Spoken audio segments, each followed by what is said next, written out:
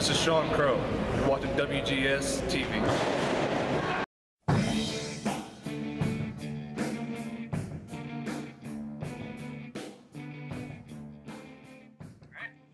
Welcome to another installment of WGS-TV right here on YouTube.com/WrestleGamer. I'm Dole B. Billy Boudreaux, being joined by the master of Rocket Weights 11294, Chris Rogers. Chris, how you doing today? I'm doing great, Billy. How about you? I'm doing just fine. We're getting ready to discuss Monday Night Raw for the week of June 11th, 2012.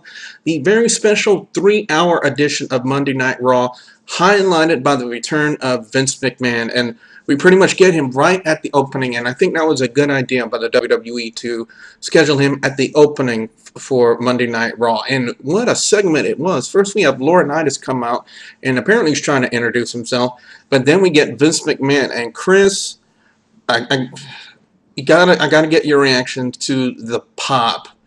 The way that Vince McMahon was received by the audience last night at the start of Monday Night Raw, because to me, that ovation that McMahon got last night was deafening. We haven't seen that big an ovation for McMahon. Well, you gotta also admit, we haven't seen him in, I think, almost a year. So, because, well, I mean, being a major presence on Raw, we probably, saw him, backstage with Hornswoggle, being like Finley, but, we haven't really seen him that much on Raw in, I think, over a year. Well, maybe not a year. I think maybe around 9 months or so. But yeah, about that. Well, basically, the way the segment was set up, Vince McMahon was going to be doing the job evaluation of John Laurinaitis, and, he's trying to give Laurinaitis reasons, for him not to be fired. And then we have Sheamus come out to kind of give his little spiel, and Laurinaitis gets upset at him and tries to book him in a match. And McMahon goes on to say that he has to, Laurinaitis has to impress McMahon for the entire duration of Monday Night Raw, because if he's not, he's going to be fired. And the next up was, I believe, just extreme hilarity on Vince McMahon's part. Is he got on Laurinaitis' scooter, he rides it up to the stage, gets off, and then kind of drives it off the ramp. And Chris, from what I've heard on wrestling news sites, that little skit right there, completely unscripted. Yeah, it was? Yes. Oh, man.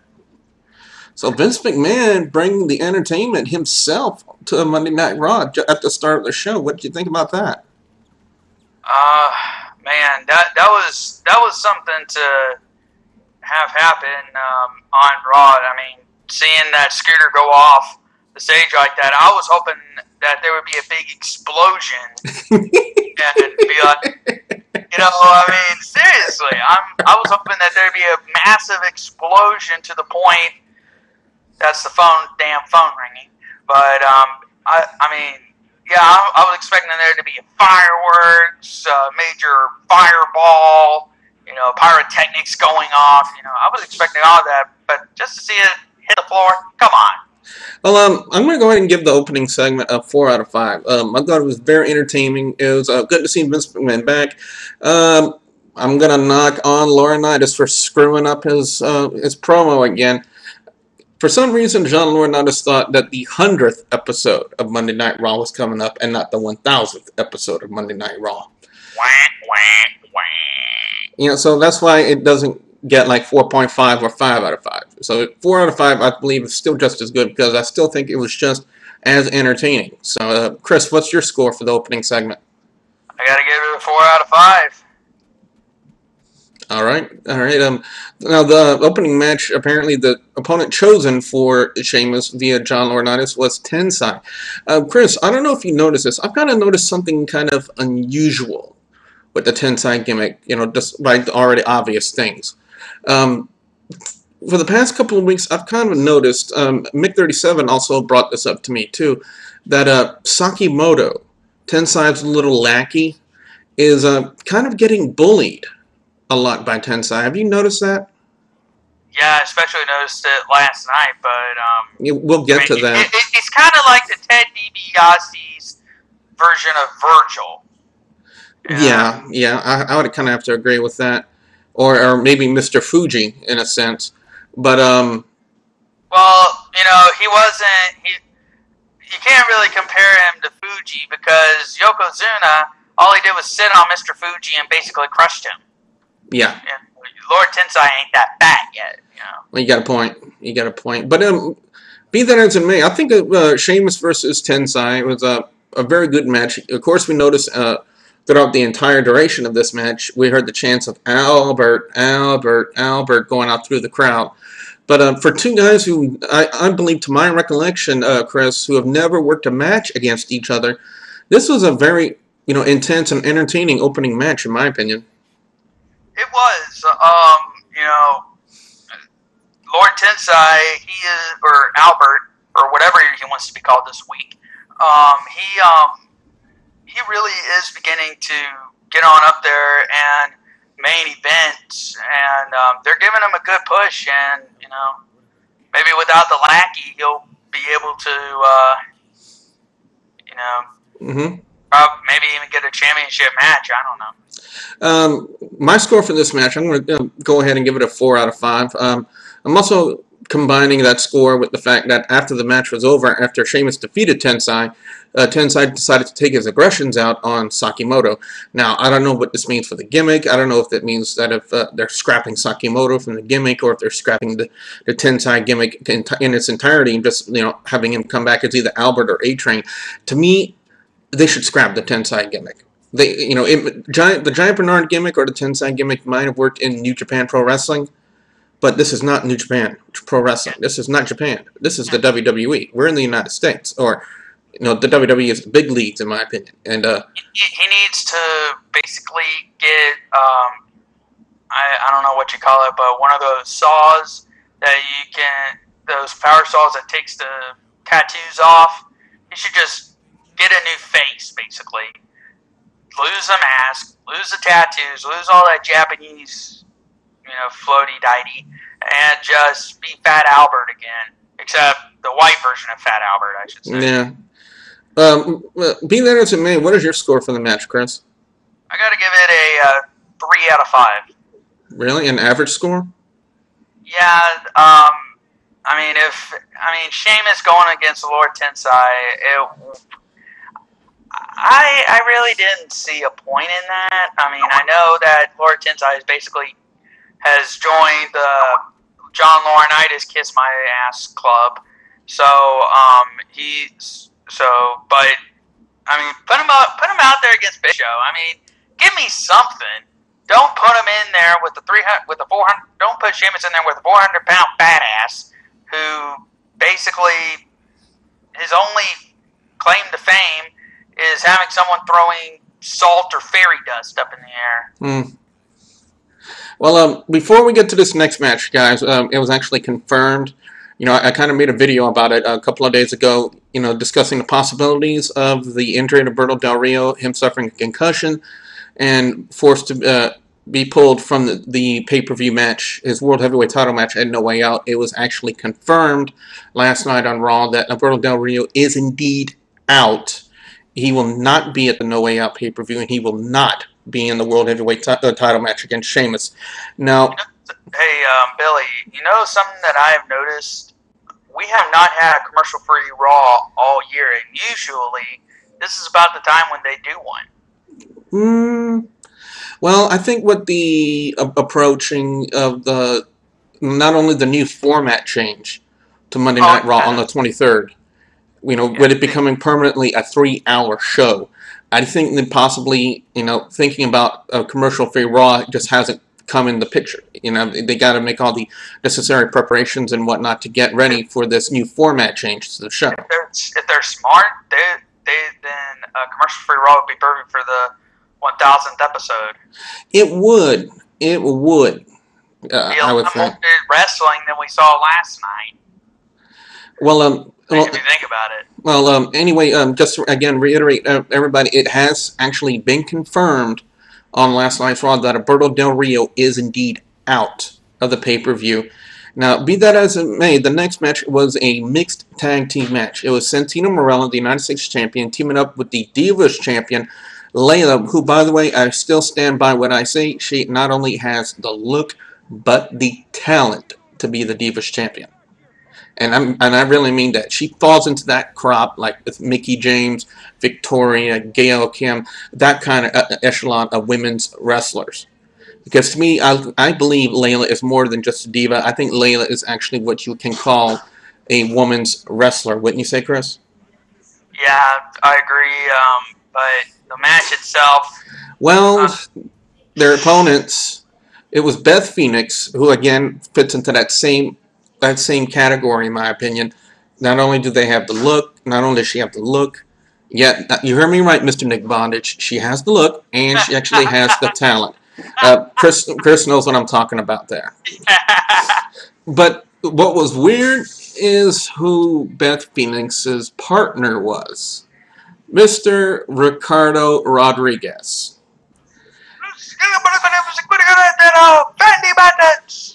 Now, yeah, I don't know why WWE is actually still pursuing this this feud between Santino and Ricardo, and it kind of doesn't make any sense. Comedy relief. Well, comedy relief. Well, Beth Phoenix and Ricardo somehow got the win, but the extreme moment of hilarity in this match is when Santino decided to rip away the shirt and the tux portion of the torso on Ricardo Rodriguez to reveal, for the life of me, I would never thought I would see this on WWE television programming, but Ricardo Rodriguez wearing a purple Justin Bieber t-shirt. Let me just say, Ricardo is gay. Ricardo is gay. Matchup in itself, I'm going to go ahead and give it a 3 out of 5, just for the hilarity and entertainment portion of it. From what I've heard, Ricardo Rodriguez is actually a really good talent over in FCW, and for the life of me, I just don't understand why WWE will not let him showcase his talent. I think it's because people know him as a ring announcer and sort of a lackey, not as a professional wrestler. Okay, next up we had a segment involving CM Punk, Daniel Bryan, and Kane. Apparently, the purpose of it was to build up into their match this Sunday for the WWE Championship. And then we have AJ, thank you God, who came out in the Daisy Duke shorts, thank you God. And PG, Chris. Dang it! Anyway, it was a very unusual segment, and it played up to the point where Laurinaitis actually got on the Titantron and actually announced a tag team match, something they've never seen before. Well, the way he said it is, you're going to see something you've never seen before in wrestling, a tag team match. We've seen tag team matches before in wrestling, Laurinaitis. Anyway, it was Kane's going to team up with Daniel Bryan to take on CM Punk and AJ. Which only means one thing, we get to see AJ in her wrestling gear. Yeah! But you gotta love CM Punk during that entire time, man, just dropping the pipe bombs left and right, and it was just hilarious with some of the things he was saying. Especially when AJ comes up, you gotta dig crazy chicks. Heck yeah! I'm gonna go 4 out of 5 on this segment. I just loved it. I thought it was not only a great build up into their matchup at No Way Out for the WWE Championship, but just the fact it was really hilarious and entertaining, and we got to see AJ. Chris, your thoughts? I enjoyed that segment as well, especially knowing that we would get to see AJ in a match, and actually even seeing her on getting any airtime. I mean, I bet that's in a lot of men home, very happy, and whoever got to see her in person is a lucky you-know-what. And just to answer everyone's questions in Chris Rogers' Blog TV chat room right now, yes, I am single. The next up, the way that WWE was going to determine a new #1 contender for the World Heavyweight title, it was going to be a 4-way elimination match. featuring all former World Heavyweight Champions. The Great Khali, Jack Swagger, Dolph Ziggler, and Christian. Now, right off the bat, I knew Christian wasn't going to be the one who was going to get it. Exactly. Because considering the fact that one, not only is he the WWE Intercontinental Champion, but he's already got a match with Cody Rhodes, so I kind of knew that wasn't going to happen. Great Khali, I would have thrown my sandwich at the TV screen if they would have had Great Khali be the #1 contender. Jack Swagger, same thing. So the only definite guy who deserved to get that push, in my opinion, and actually got a huge pop from the crowd that night was Dolph Ziggler. And I believe that this is probably the opportunity that Dolph Ziggler needs in the company to kind of maybe cement his status as a professional wrestler in the WWE. I seriously think that if he gets a championship, that he's gonna make a face change. And call me crazy, but he's been showing some signs of a possible face turn in the past few months. With tensions with Vicky Guerrero and Jack Swagger. The two top heels of the company, basically. They're the biggest heels of the company. Him showing, signs of a breakup, could mean a face change is imminent, and if he gets the Intercontinental title this Sunday, it could happen. Well, something to affirm your suspicions about a face turn for Dolph Ziggler. Guys, keep in mind that Ziggler pinned Jack Swagger to eliminate him in the match. Yeah.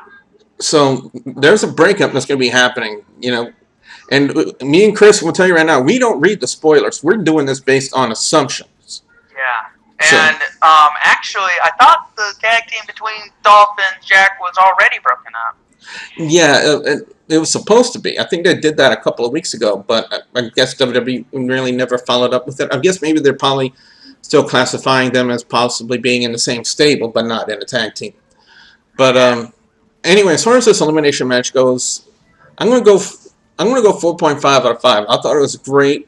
It kind of went the way I thought it was going to go, but despite that, so I've always said this, Chris. When wrestling becomes predictable, if I can talk right, it becomes boring. But however, even though it becomes predictable, if the execution is there, if the execution is perfect, then I believe it more than makes up for it, and I believe this match was executed perfectly. That's why I'm going 4.5 out of 5. Your thoughts? I agree with you, Billy. It was a very good match. I enjoyed it. And always seeing Vicky Guerrero go ballistic whenever Jack Swagger's pinned is always hilarious. So, but I gotta go with you, man. 4.5 out of 5. Something I want to make a few comments about. They panned to backstage, and Vince McMahon is one.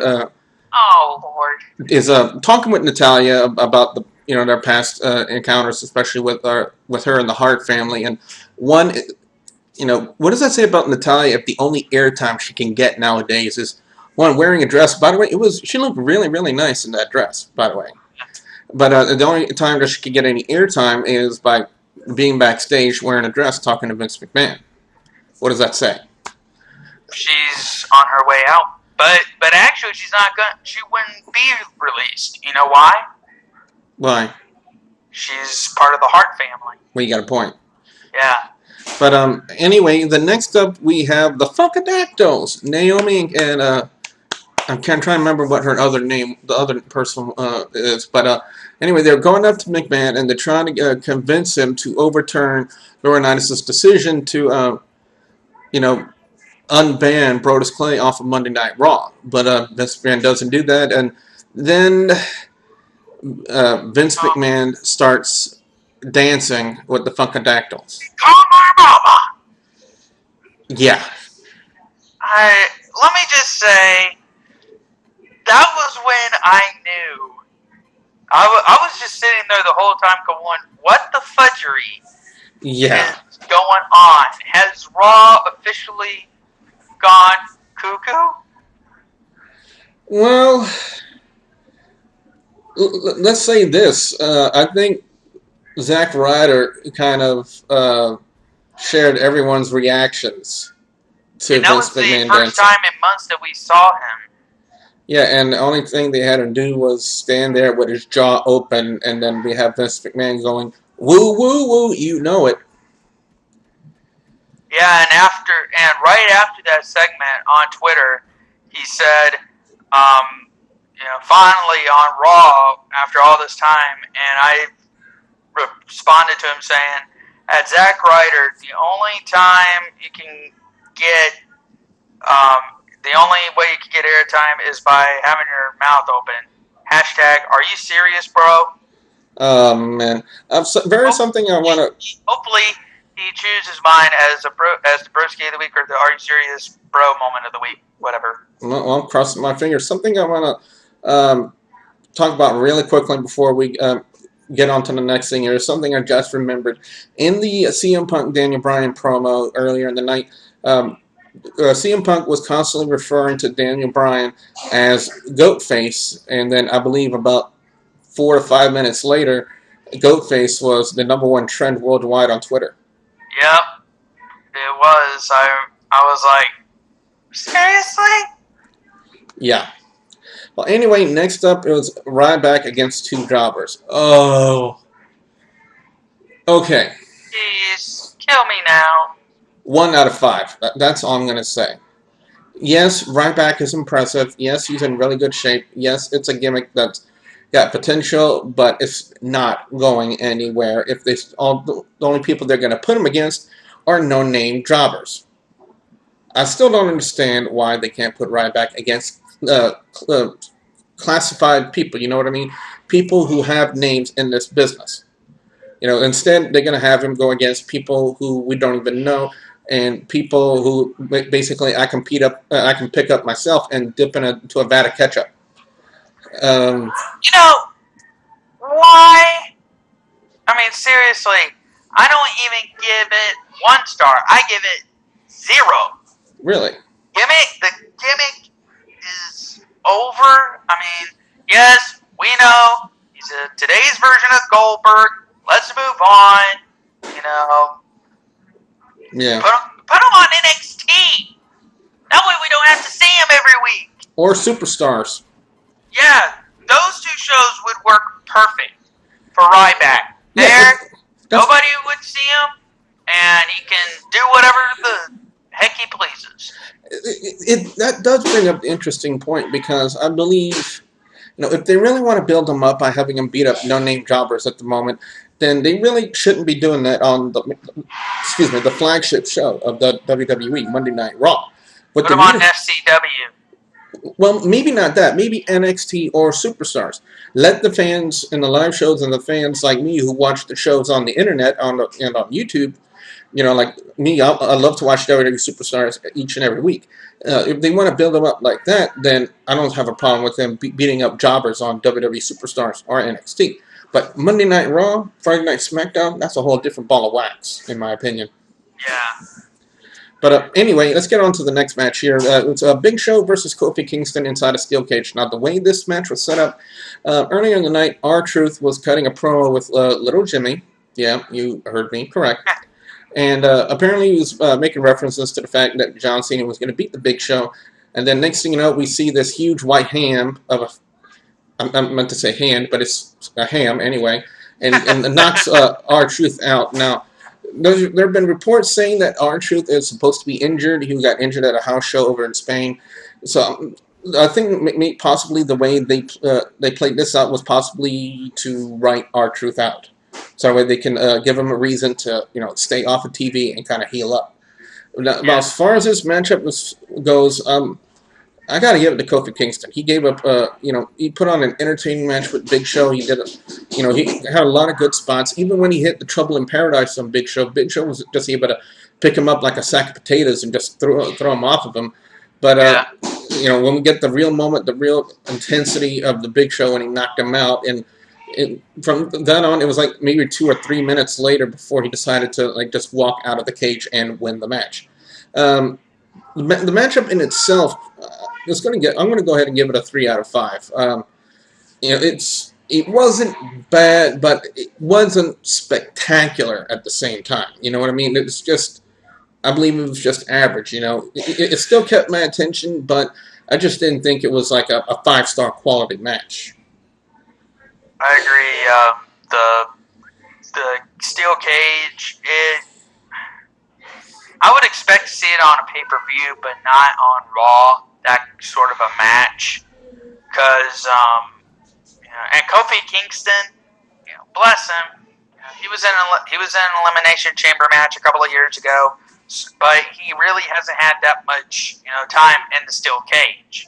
No. So I mean, it would have been more. It would have been more reasonable if it was like no disqualification or a street fight match. That I could probably see Kofi Kingston do, but not a steel cage. Not at this point in his career. Next up on Monday Night Raw, we have Sin Cara and Kurt Hawkins. Now, I'm going to give it to Sin Cara. I think ever since I posted up my video, 5 reasons why I believe Sin Cara sucks, Eric, you started to kind of contradict me, in a sense. He's not botching anymore. He's actually putting on entertaining matches. I mean, he put on a very entertaining match with Drew McIntyre on Friday Night SmackDown. And last night against Kurt Hawkins, he looked pretty damn good. So I got to give it to Sin Cara. Like I said, ever since my video about him went up, it's just like a big old contradiction. Kind of making me look stupid. But anyway, I'm going to... Shut up, Chris. Anyway, I'm going to go ahead and give the match 3.5 out of 5, just for the fact that Sin Cara, looked entertaining, he looked good, and the fact that he's, constantly contradicting me is not a bad thing to me. It's a good thing. Chris, your thoughts? Yeah, I gotta agree with you. Sin Cara, ever since his return, he's really showing, that he still has it, So, yeah. Same score. Now, next up we have Heath Slater. Now, apparently, what I believe the WWE is doing now to build up in the weeks leading into the 1000th episode of Monday Night Raw is bringing in one WWE legend a week. And boy, did we get one heck of a WWE legend last night. Because it was time. It was time. It was Vader time. Yes, Vader. The man from the Rocky Mountains. The man they call Vader returned to the WWE. Lord Vader. Or Darth Vader. Sorry. Wow. Anyway, it was basically a Vader just doing what he does best, squashing people, and Heath Slater, no exception. To me, I thought he looked in really good shape for first time being seen in the WWE. I want to think since possibly, well, I know he had one-off appearance, I think at Extreme Rules a couple of years ago, I think. But I think the last well-known appearance of Vader in the WWE has got to be somewhere in the early, the late 90s to the early 2000s, because I can't think of anything else. It's like maybe around 2002, the last time I think I kind of saw Vader in the WWE. Because it'd been a while. It's been a long while since we saw Vader on the WWE programming. Unless you watch WWE Classics on Demand, which is another thing I do on a daily basis, is watch that. But Vader looked really impressive. I noticed Silly Man Ashley in Skype call was calling for a Vader salt, because if Vader would have done that, then he would have marked out, but he had to settle for the Vader bomb. So Vader gets the win. I'm going to go 4 out of 5. Marking out anyway without the Vader bomb. Well, you got a point there. You got a point there. So 4 out of 5 from me. And Chris, your thoughts? I thought it was going to be a crap segment. All we saw was the Wendy's girl, but when Lord Vader came out, when it was Vader's time, yeah, 4 out of 5. Well, he's not really a lord, but he's still the man they call Vader. So yeah. That makes me wonder, if we got Vader this week, who are we getting next week? And, the honky tonk man, yay! Anyway, here comes the matchup made by Laurinaitis. It's CM Punk and AJ taking on Kane and Daniel Bryan. Now, for the life of me, I never thought I would utter these words or have this thought, but last night I so wanted to be Kane. Here's why. Here's why. Because apparently, when CM Punk apparently, guess in a sense, tagged AJ in the match, because the referee had to recognize it as a tag, AJ just stood in the ring. She started smiling at Kane, and then started skipping around him like she was playing a game of Duck, Duck, Goose in kindergarten. Then next, she stops, straddles Kane, and proceeds to play a game of tonsil hockey with him. Never heard it put that way, but yeah, basically.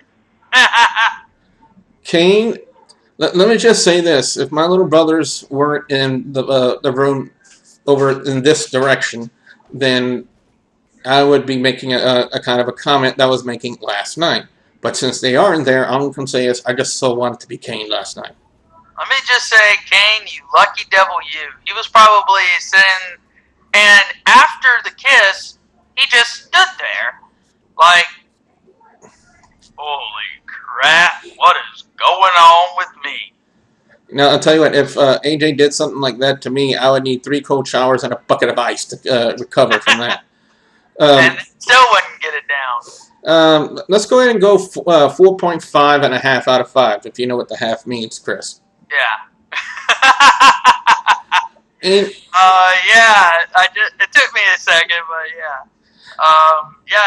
4.5 out of 5.5. It was a very good match, and the AJ thing was the icing on the cake.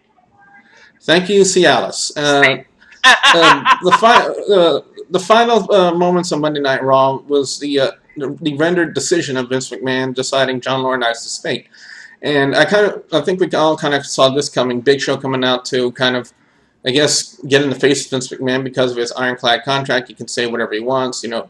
And next thing we have John Cena come out to kind of retaliate and basically just do up a big old thing to build up into their steel cage match at a No Way Out. And the added stipulation to this match now, because of the way this segment went, that if Big Show does not defeat John Cena at No Way Out inside the steel cage, then Vince McMahon will fire John Laurinaitis on the spot. So that's the added stipulation into the match.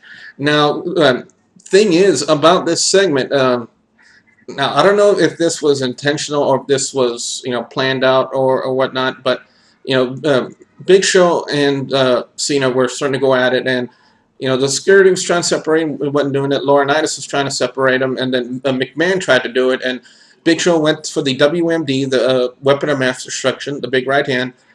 Cena ducks it and clocks McMahon. Now, I don't know if I heard this correctly from John Cena on TV, but I could have sworn I heard the microphone pick Cena up and him saying that McMahon was supposed to move. I'm not sure if that's correct or not, but I'm just going on what I heard. I don't know if you caught that, Chris. Yeah, I noticed that Cena, normally if someone's knocked out, you know, Cena's around, he's usually not that surprised. But last night, I saw a look from Cena that I never saw before. And that's what got me to thinking maybe it was a botched move there. Yeah, that's what I have to feel about it. Overall score for this week's Monday Night Raw, I'm going to go 4 out of 5. I thought it was an extremely entertaining show this week. A lot of great stuff, a lot of great matches. AJ, thank God. And some Brownie points gets picked up there. So I thought it was a great, you know, they did a great job building up into the triple threat match for the WWE Championship. It was good to see them finally get a new #1 contender for Sheamus in the World Heavyweight title in the form of Dolph Ziggler, and I thought it was a good elimination match. And of course, you know, we have to have the show end in controversy, especially with Vince McMahon being there, and they did that in the form of the I guess, supposed miss and botch or sense with Big Show. But I think that could actually mean something also, you know, with McMahon possibly accidentally getting knocked out, you know. It could also mean, you know, something else, like even if Big Show wins this Sunday, McMahon could possibly not fire Laurinaitis, but fire the Big Show. Well, remember what Big Show said in his promo last night on Monday Night Raw. Oh, yeah. Ironclad contract. Yeah. They could just have another pretend lawsuit, you know. Well, again, my overall score for Monday Night Raw is 4 out of 5. Chris, your overall score in the show? Very good Raw this past week. You know, there was a few crap points, but, you know, like the McMahon calling his mama. I think it was calling her from her grave. I don't know. But, yeah, 4 out of 5, definitely. So what we want to know now from you, the WGS-TV viewers and subscribers, your thoughts on Monday Night Raw. How do you score it? Do you agree with me and Chris? You know, do you feel that Monday Night Raw this week was a 4 out of 5, or do you have a different score? And why do you have such a different score than what we have? Be sure you put your comments in the comment section below. Don't forget to like and favorite this video, and don't forget to check out the official Facebook page of WGS-TV. That's facebook.com/WGS-TV. And don't forget, if you haven't yet, please subscribe to youtube.com/WrestleGamer. Remember, when we get up to 1,000 subscribers, we'll hold the first ever WGS-TV DVD giveaway. But it only happens at 1,000 subscribers. And he'll finally do a video shirtless and make all of us go blind. As Chris Rogers speaks only for himself. With that being said, I'm Double B Billy Boudreaux for Chris Rogers from Rocket Waves 11294, saying thank you very much for watching.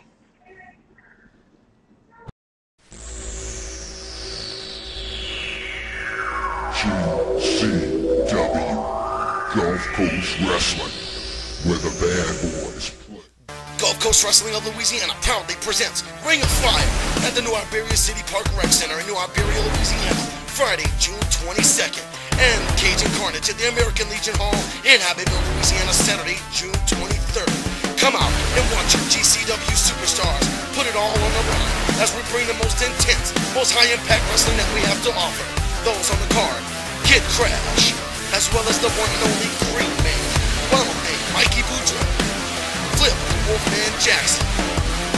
Another on the line here is the big mother trucker himself, Trucker Jones, Big John Steele, the GCW Abbeville Tag Team Champions, High Definition, as well as the heavyweight champion, The Rocket. Also featuring former WWE superstar and diva, the female fighting phenom Jazz, and Red Dog Rodney Mack. That's right, folks, come out to Abbeville and New Iberia June 22nd and 23rd as we bring you some of the most intense wrestling here in South Louisiana.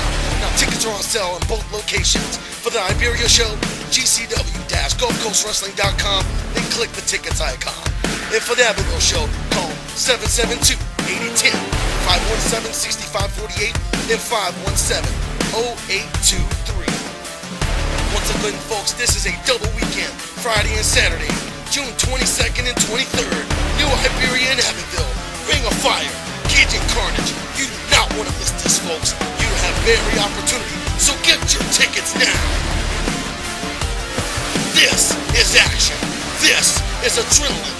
This is GCW.